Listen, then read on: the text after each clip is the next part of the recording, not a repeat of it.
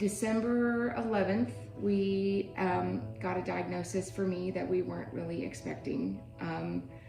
I have spent all summer and most of the fall with some stomach issues going on that we've kind of been delving into, trying to figure out what's going on. Kind of discounted a lot of things, and I'll get into that in a minute. But December 11th, we found out that I have colon cancer, and it's stage 4. It's been a very scary, just the path that's laid in front of us. We don't really know what direction it's going to take, and we have young kids. Our children are 10, 8, and 6, so trying to navigate a medical diagnosis like that while trying to keep normalcy for your family and trying to run a business and keep the farm going and work both of our full-time jobs on top of that has been a lot. So that's why we have not been as present on YouTube as we would have liked to be.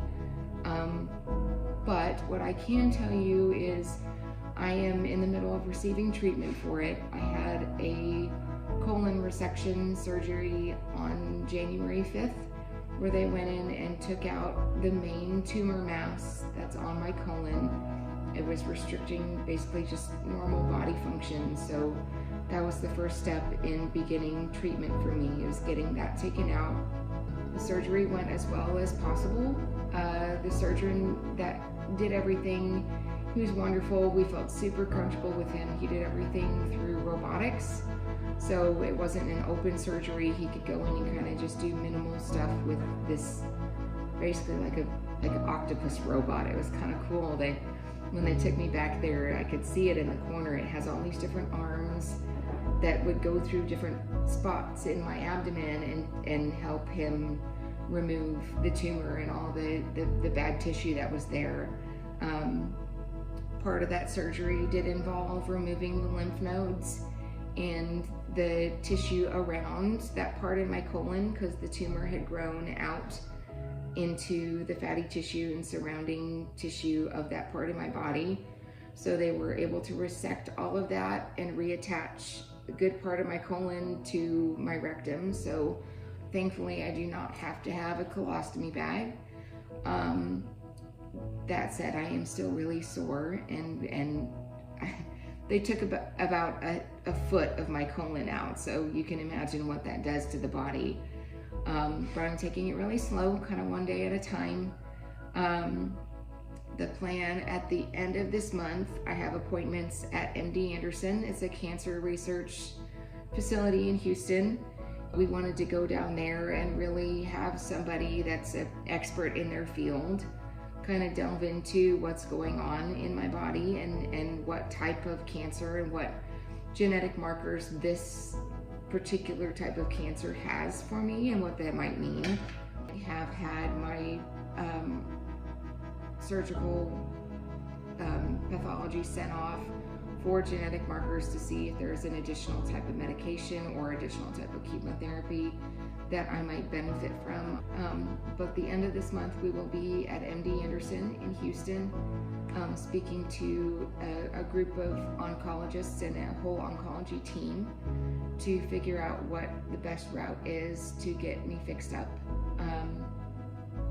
What's really encouraging is that even though I'm stage 4, colon cancer is the only type of cancer that they still consider completely curable. So that's really amazing. And the fact that I'm young, I'm 37, and I'm healthy. I mean, I exercise daily, I eat well, I take care of my body. We have a lot of really good things going for me. The direction that I want to take this, either whether it be YouTube or just my own personal social media pages, if I can help somebody else that's going through some of the things that I've gone through and improve their situation or their diagnosis or whatever, that's what I want to do. So I want to talk for a minute about kind of how we got here, And what I noticed in my body, if you want to listen, great. If this is not for you, that's totally fine too. But the symptoms I had were really not individually, they were not anything that were like, oh my gosh, something's really wrong. So for me, over the summer, again, this is January 2024, so really probably May, June 2023, we were in the middle of really ramping up what we've got going on the farm, trying to find a full-time employee. We had a lot going on personally, professionally. The kids were busy with baseball, softball, so we had a lot on our plates, and I kept having this recurring stomach pain, stomach just discomfort. I was bloated a lot, and I kept just pushing it aside. I don't have time to deal with that right now. I've got this, I've got other things to do. I just suck it up and deal with it. And by the time I started really paying attention to what was going on, I really felt like the pain, discomfort, and bloating coincided with my menstrual cycle. So in my mind, I'm going, okay, I'm approaching 40. It's probably hormones. I'll just deal with it. And it would be 2 or 3 days at a time where I'd have stomach cramps where I'd have to go lay down in the middle of my work day, and then they'd go away. I'd lay with a heating pad, or I'd just lay and take a nap, and it'd be fine 2, 3, 4 hours later. So I didn't really think anything of it. And then for a while I was like, well, I need to watch my diet. Maybe I'm eating too much dairy. Maybe I'm developing, it's a coffee machine. Maybe I'm developing an intolerance to something. So I started really charting what I was eating. No correlation to any, there was no significant information from that. And all summer long, it was just kind of touch and go. I'd have a few days here and there where my stomach would really hurt, and I'd be really bloated for 2-3 weeks at a time, and then I'd be fine. And I had one instance over the summer where I had a bowel movement, and there was a significant amount of blood in the toilet bowl, to the point where I called Whitney in and I said, hey, this freaks me out. I don't know what to do. Should we call? And he called our local emergency room, and they said, it can be a number of things. Just keep an eye on it. If it happens again in a 24-hour period, you might want to come in. If not, just follow up with your primary care provider. It's probably something minimal. Just call and ask.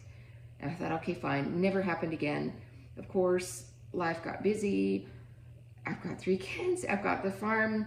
At that point, by the time that happened, I was looking at going back to work in teaching. So I just let it go. And I really didn't have any other issues that were notably like, oh my gosh, this is a red flag between then and October. And mid-October, I had a weekend where it was a Friday, Saturday, Sunday, and 2 out of those 3 nights, I was in debilitating stomach pain, to the point where, all night, I was up to and from the bathroom, not producing anything that would give me any sort of relief. And again, TMI, I'm sorry, but I was desperate for anything at that point. Heating pad wouldn't help. Changing positions wouldn't help. I hadn't eaten anything unusual. I hadn't, it wasn't food poisoning. It wasn't a dairy issue, because my sister is sensitive to dairy, and it wasn't anything like that. And I'm not kidding you. I was up from probably 8, 9 o'clock at night all the way until 5 in the morning, just bent over with horrible, horrible stomach pain. And the best way I can describe it is it felt like gas pain, and it would crest and fall almost like a contraction. I've had 3 kids, so I know what that feels like. So it would start, it would get really, really, really, really, really bad. And at that point, I would feel like I'd need to be in the bathroom. And I would get nauseous, I would be sweating, I would be breathing heavy at that point. And then it would kind of fall off and get better and go away. And then I'd be able to lay back down in bed with a heating pad, hoping that it wouldn't return. And I had 2 nights worth of that. And that Monday morning, I told Whitney, I said, I can't do another night like this. I have to call the doctor. So I went in that following Monday, and he said, there's so many issues that it could be with his stomach problem. Let's just start going down that rabbit hole. And they did some blood work. They did a urinalysis on me.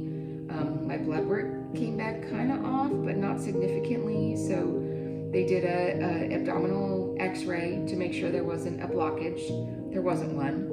And then they sent me over for a CT and an MRI of my abdomen. And in doing that, they found a lesion on my liver that was suspicious.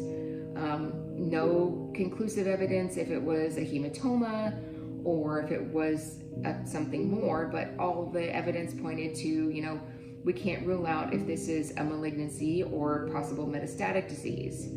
So we kind of started looking at the liver, what's wrong with the liver. During that same month, I was actually due for my annual woman exam. So I went to see my gynecologist. She said, well, why don't we do a pelvic CT and see if there's anything going on there. They did an ultrasound. Everything there looked normal. Blood work for that came back normal. So about a month later, I was still having the same stomach pain. And my cousin, about 2 years ago, had been diagnosed with colon cancer. He was 39 or 40 at the time. Very unexpected. His biggest symptom was blood in the stool, and I had only had one instance of that. And I said, told my doctor about it. I said, I don't know if this is anything that could be related, but I do have a family history here. And he said, well, while we're going down this route, before I send you over to GI for further testing, let's just see if there's something on a colonoscopy that would come up. And I had a colonoscopy December 11th, and they could not even pass the scope all the way through my colon to see everything because I had such a significant mass that was blocking everything. So immediately then my surgeon came back, talked to Whitney, and said, hey, there is something there, and it is cancer. We're sending it off to pathology. And that same day I had brand new CT of my abdomen, my pelvis, and my lungs. I had brand new MRI of everything.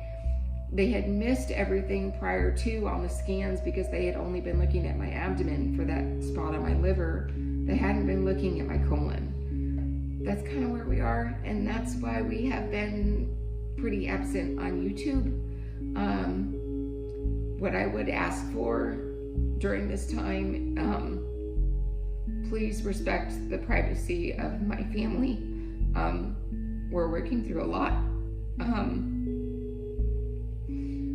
And I know many of you have questions and you want to support us and you want to offer prayers and just support in any way that you see fit, and we welcome that. But I will tell you, we will probably be a little slow on responding to comments. Our content will probably be a little slow in posting the next few months. We're still trying to figure out kind of what the farm needs to look like for this coming spring and summer. We've got a plan. It's just going to be different than what we would want. I'm on the right track. I've got all the right things in place to get me a really good care regimen going forward. It's going to be a while. So, and like I said, I don't know what things are going to look like for our family, and I don't know what things are going to look like for our farm over the next several months, but this is something that we have going on as a family and as a business, and we will share as much as we feel is appropriate, but we definitely appreciate any prayers, well wishes, positive energy, all of that stuff.